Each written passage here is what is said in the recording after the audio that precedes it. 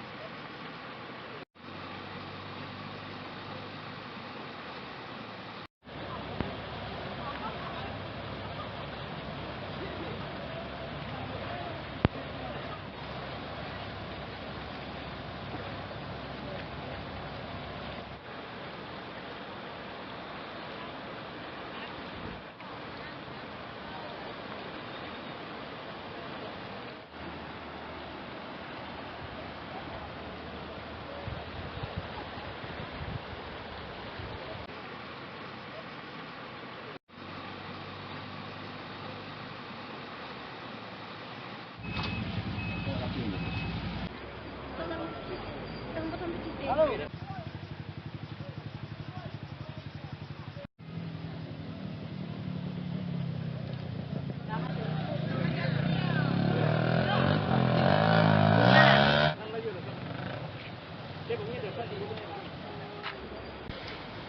Video ke apa?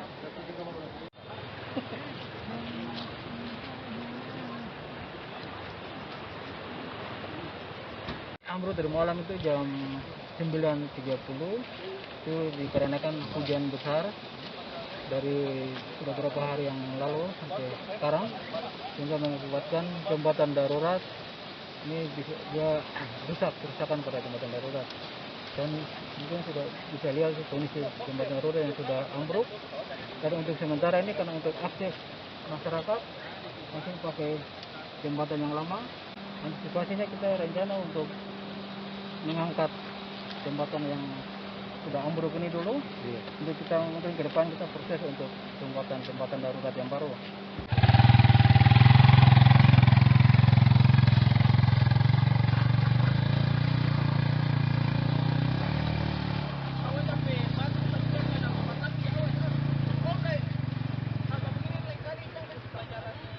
Panjang dari 7 jam saja, dari jam 3 sampai jam 9 tuh itu paling bagus langsung paling langsung lempar tuh.